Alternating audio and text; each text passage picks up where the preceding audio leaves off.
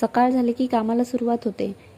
एका बाईची आणि एका आईची कामं कधी संपली आहेत का? विशा झोपली होती, त्यामुळे मी आधी कपडे धुवून घेतले.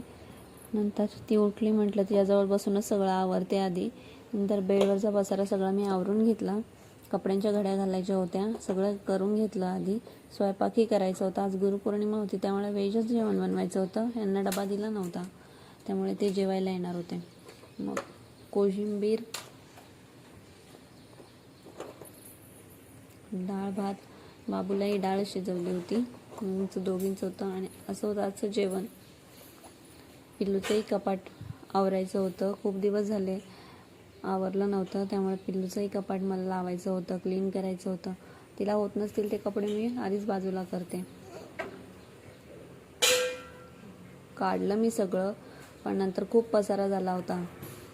पण काय करणार, आवरायचं तर मलाच होतं.